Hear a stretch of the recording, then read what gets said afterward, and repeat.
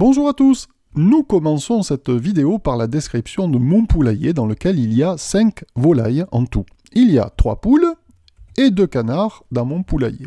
Et je vous demande, dans un premier temps, de me donner la proportion de poules sous forme d'une fraction. Que diriez-vous? Eh bien, 3 sur 5. Alors, quand on écrit une proportion, on met en numérateur, la partie qu'on étudie ici, c'est le nombre de poules, il y en a 3. Et au dénominateur, la totalité, c'est ici mon nombre de volailles, donc il y en a 5. Alors ça, c'est la proportion exprimée sous forme de fraction. Maintenant, vous devez savoir aussi qu'une proportion peut s'exprimer sous la forme d'un nombre décimal, et quand on divise 3 par 5, on trouve 0,6. Par conséquent, sous forme décimale, la proportion est 0,6. Et vous devez aussi savoir traduire ce 0,6 en un pourcentage. Que diriez-vous ? Eh bien, il s'agit de 60%, parce que 60 divisé par 100, ça nous donne bien ce 0,6. Alors, maintenant, nous allons étudier quelque chose peut-être de nouveau pour vous, qui est ce qu'on appelle le ratio. Et le ratio poule-canard, qu'on vous demande d'écrire, il s'écrit de la façon suivante. On va écrire un 3, 2 petits points, et ensuite un 2, on fera attention à ce 2 petits points, qui est le séparateur quand on écrit des ratios. Eh bien, ce 3, 2.2, il veut dire 3 poules pour 2 canards. 3 pour 2, 3 poules pour 2 canards. Et là, on compare, attention, c'est différent. C'est plus tout à fait comme la proportion de tout à l'heure. On compare une partie, c'est-à-dire le nombre de poules, et une autre partie, le nombre de canards. Et on dira 3 poules pour 2 canards. 3 pour 2. Alors, les choses vont se compliquer un petit peu maintenant parce que je suis allé au marché et j'ai rajouté dans mon poulailler un dindon. Donc vous avez un dindon sous les yeux et je vous repose la question de la proportion. À votre avis, est-ce que en rajoutant ce dindon dans mon poulailler, est-ce que j'ai changé la proportion de poules? Eh bien oui, bien sûr. J'ai changé la proportion de poules parce que cette fois-ci, il y a 6 volailles en tout. Donc la proportion, c'est 3 sur 6 maintenant. Donc 3 sur 6, quand je veux le décimal, je divise 3 par 6 et je trouve 0,5. Et il y a donc maintenant 50% de poules dans mon poulailler. 50%, la moitié, c'est bien sûr 3 sur un total de 6. Alors, est-ce que d'après vous, le ratio poule-canard a changé? Eh bien non. Le ratio poule-canard, j'ai toujours dans mon poulailler actuellement 3 poules pour 2 canards. Donc vous voyez déjà une petite différence. La proportion, elle a changé avec l'arrivée de mon dindon. Le ratio poule-canard, lui, n'a pas changé. J'ai toujours dans mon poulailler 3 poules pour 2 canards. Alors maintenant, on peut étudier d'autres types de ratios. On peut étudier aussi, puisqu'il y a un animal de plus dans mon poulailler, on peut étudier le ratio dindon-poule-canard. Alors quel est, à votre avis, le ratio dindon-poule-canard dans mon poulailler? Eh bien, 1, 2.3, 2.2, ce qui se lit 1 pour 3 pour 2, ou alors plus précisément, un dindon pour 3 poules pour 2 canards. Bien, je vous demande maintenant d'essayer de résoudre le petit problème que vous avez sous les yeux. Alors, peut-être avez-vous pensé à diviser tout simplement par 2 le nombre 66 010. Et en conclusion, vous avez peut-être pensé qu'il y avait eu environ en France 33 005 garçons qui sont nés en août 2001. Bien. Alors, en fait, ce n'est pas tout à fait vrai parce que il naît dans l'espèce humaine plus de garçons que de filles. Et en France en particulier, le sexe ratio, ça s'appelle comme ça, les démographes, les statisticiens connaissent bien ce sexe ratio, il est de 105 pour 100 à la naissance. Ça veut dire qu'à la naissance, il naît 105 garçons pour 100 filles, donc un petit peu plus de garçons. Par conséquent, diviser par 2 n'est pas forcément une très bonne idée. Alors, 105 garçons pour 100 filles, je reviens à la question de tout à l'heure avec les poules et les canards, si vous voulez, 105 garçons pour 100 filles, ça nous donne quelle proportion de garçons, à votre avis? Eh bien, 105 sur 205. 105 sur 205, donc il y a l'idée quelque part qu'on va diviser par 205. Et justement, je vous propose de diviser 66 010 par 205 dans un premier temps. Et je vous rappelle que diviser, c'est finalement faire des paquets.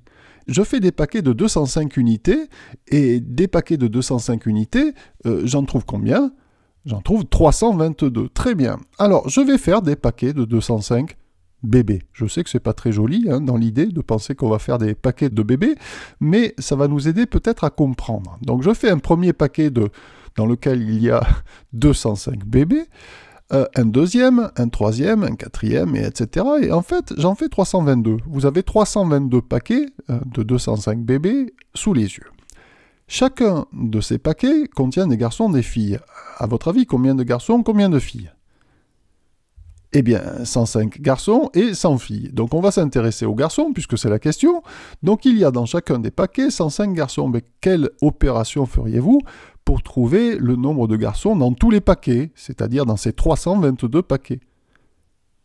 Eh bien, une multiplication, bien sûr. 105 multiplié par 322 nous donne 33 810. Et la conclusion est qu'environ 33 810 garçons sont donc nés en France en août 2001.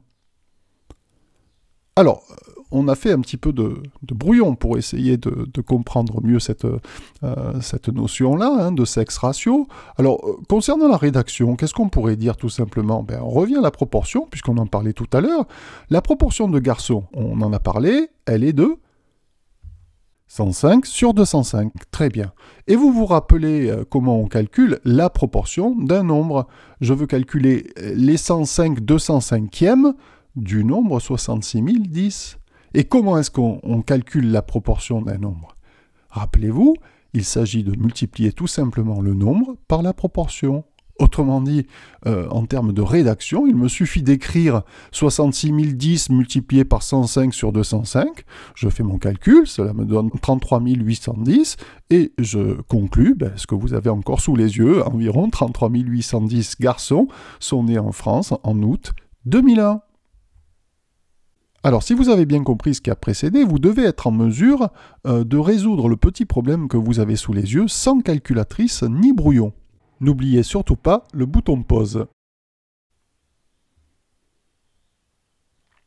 Alors, on vous propose un ratio 10 pour 6 pour 5. Alors, c'est un ratio farine, beurre, sucre. Alors, pour essayer d'y comprendre, je vais dessiner des petits rectangles. Par exemple, pour la farine, je vais en dessiner 10, puisqu'il s'agit ici de la partie farine du ratio, si vous voulez.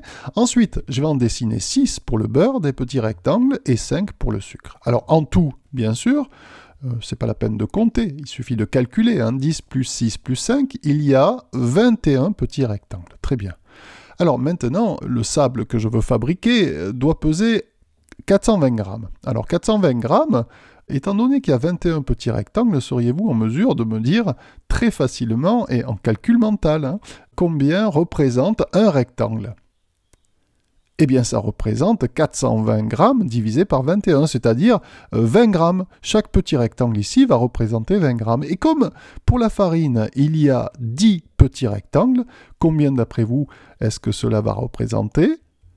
Cela va représenter 200 grammes, autrement dit 200 grammes de farine. Et pour le beurre, j'ai 6 petits rectangles multipliés par 20, ça me donne 120 grammes de beurre. Et pour le sucre, 5 petits rectangles multipliés par 20, cela me donne 100 grammes de sucre. Bien. Eh bien, la réponse, c'est donc qu'il me faut 200 grammes de farine, 120 grammes de beurre et 100 grammes de sucre. Alors maintenant, que se serait-il passé si on nous avait demandé un sable de 500 grammes et non pas de 420 grammes? Bon, alors là, le calcul mental, je pense qu'on peut oublier. On aurait dû prendre une calculatrice. Alors une calculatrice, mais pour refaire exactement la même chose que ce que nous avons fait précédemment. Il suffit par exemple de diviser 500 par 21. Alors, une fois qu'on a le résultat, on multiplie par 10 pour la farine, par 6 pour le beurre et par 5 pour le sucre. Alors, je vais traiter le problème un tout petit peu différemment dans la forme, mais dans le fond, c'est exactement la même chose que ce que nous venons de faire. Je vais faire intervenir les proportions directement. Je vais prendre la proportion de farine. Quelle est-elle, à votre avis? Elle est de 10 21e. La proportion de beurre, 6 21e, et la proportion de sucre, 5 21e. Et alors, je vais maintenant calculer les 10 21e de 500 grammes, et cela va me donner la masse de farine. Alors, les 10 21e de 500 grammes, c'est la proportion d'un nombre, c'est une multiplication. 500 grammes multiplié par 10 21e, cela me donne 238,1 grammes. Pour le beurre, 500 grammes multiplié par 6 21e, 142,9 grammes. Et pour le sucre, 500 grammes multiplié par 5 21e, c'est-à-dire 119,1 grammes. Alors maintenant, il faut être un peu réaliste. On est dans une cuisine avec cet exercice, hein, donc on veut fabriquer un sable. On n'est pas dans un laboratoire de chimie, donc il est hors de question d'aller prendre sa petite balance pour aller peser 238,1 grammes. Alors quelle va être, à votre avis, notre phrase réponse ? Eh bien 238,1 grammes va devenir 240 grammes. On va peser 240 grammes sur notre petite balance de cuisine. Pour le beurre, eh bien, on va dire, au lieu de 142,9, 140 grammes de beurre. Et puis pour le sucre, on va dire 120 grammes de sucre. Et ça ira très bien.